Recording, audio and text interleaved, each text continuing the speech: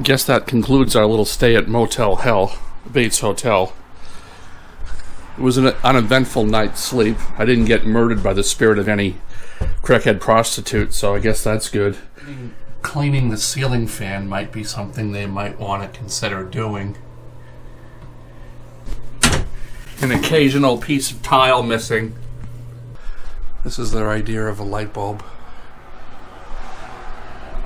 Would seem to be a bit of a safety issue, wouldn't you think? Paper tape in a light socket. Lucky the place didn't go up in flames. This is my heat source. This is my heat source for the hotel.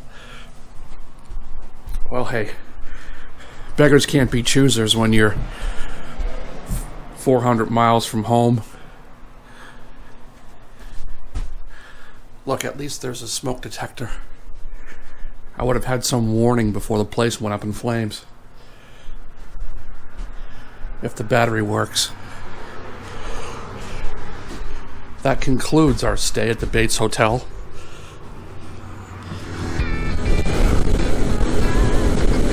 So it's a beautiful day. We've left the Bates Hotel and now we're heading about 5 miles to get back into the NEBDR. Other than it being 41 degrees, a little brisk, it should be a great day for riding. There's still some color and the sun is out. Temperature should start coming up in a little bit. We're dressed for the cold, so it should be a great day. Stopped into Downsville, New York, got some coffee and a little fuel. Came across this great covered bridge. Sun's out, temperature came up to 43 degrees now. Warming up. Worth a stop.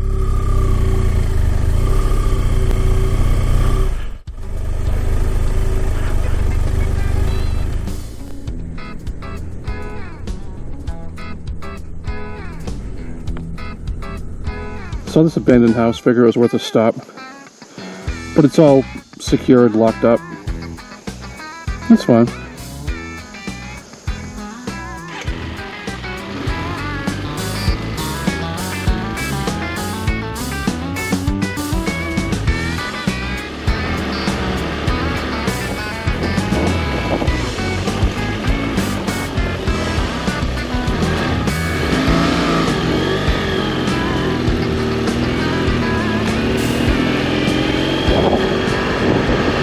You know me and abandoned country houses. Pretty cool. Moving on.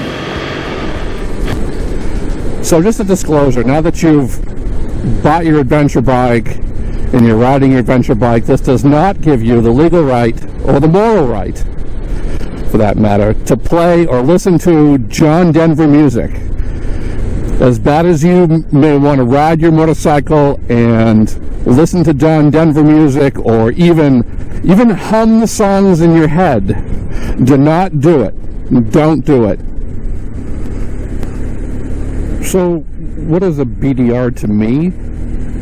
Well, I mean, I wouldn't say it's excitement around every corner, but you know, if you like landscape, if you like country roads, if you like to see wildlife and farm animals, a lot of them, if you're into landscape photography, if you want to ride your motorcycle at a nice slow pace and just enjoy what you can see around you,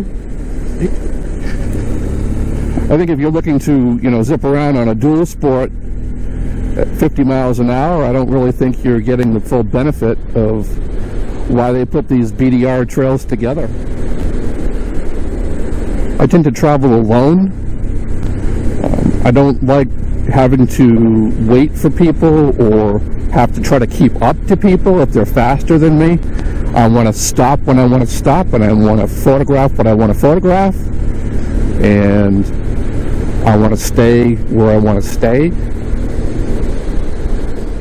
I mean, where else can you come over the top of a hill and just come into a whole herd of cattle? Morning!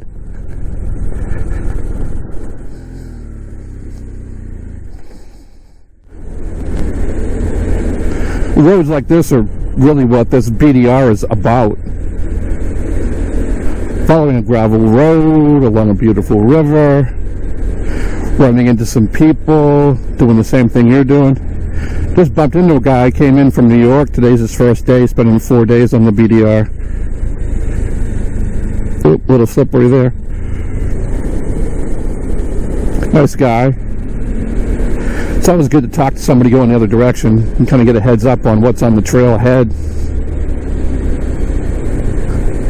He was on a 1200, big heavy bike. I'm on an 800. I think it's a good choice for this. There's some sections where I would have liked to have a lighter bike, definitely. But then again, there's some sections that I'm glad I didn't have my DRZ 400, because you know you want to be comfortable, and those little seats, and this bike to me is just sort of the Cadillac of dual sport. Is it a dual sport? I don't know. It's an adventure bike. Mid-size adventure bike. I think it's a good choice. Maybe a little difficult for some of the northern sections of the N.E.B.D.R. It's a little bit rougher up there in Maine.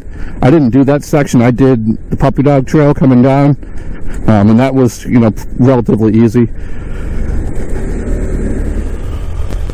The little town of Long Eddy welcomes you. Take a little detour off the BDR for a minute. Saw this bridge in Google Maps. Figured it was worth taking a stroll over. Was looking for a photo opportunity, but I don't think that's going to happen. We'll just turn around and do it again. Delaware River.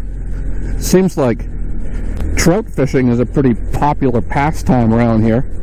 Fly fishing. Jimmy Grace tells a story when he and his dad, when he was 11 years old, they were at Quaker Lake. They were in a boat. He was tugging on it. It was pulling his father's nose off.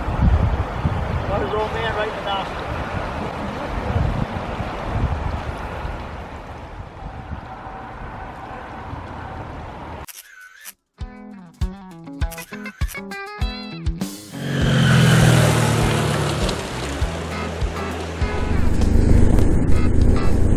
BDR takes you up one side of the Delaware River and then back down the other.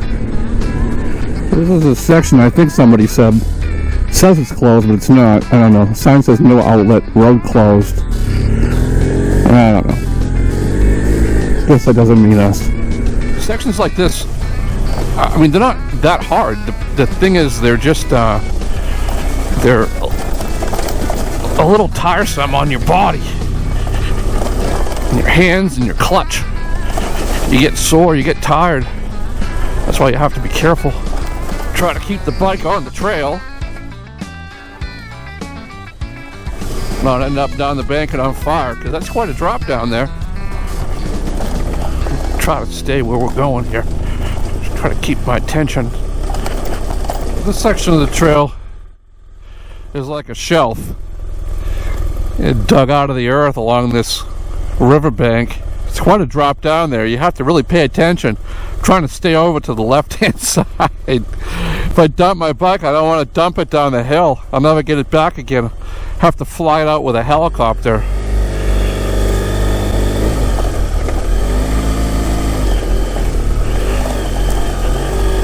Well, the risk is worth the reward.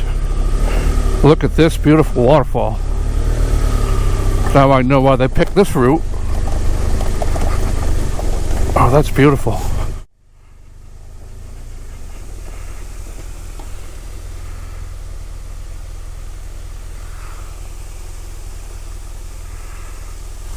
That's great.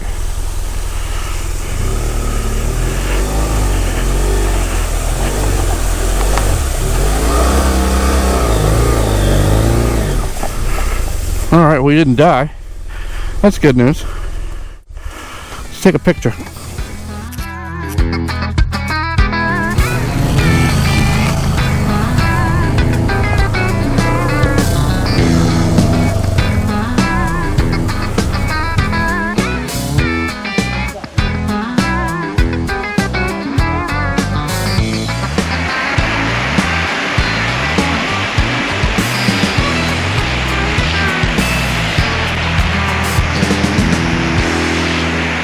So we're coming to the end of this BDR. I don't know, we have a few miles left, maybe 10 at most.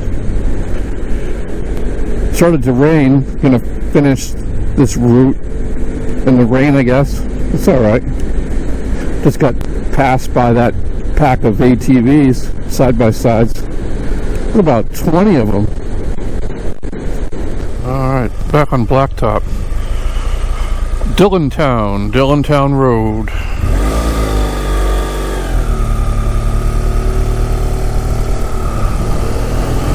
Still following the Delaware. Well, another very, very muddy, very wet section of this trail. Very muddy. Doesn't help it's raining out. Looks like the side-by-sides have tore through here and really loosened this ground up, making it extra muddy. Welcome to Pennsylvania. This seems to be almost the end of the trail.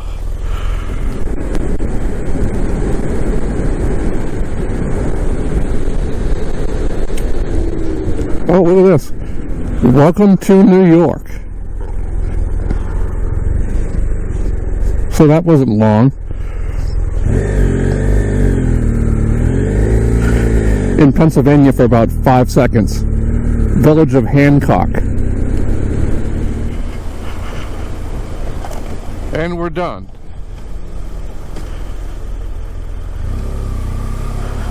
N.E.B.D.R.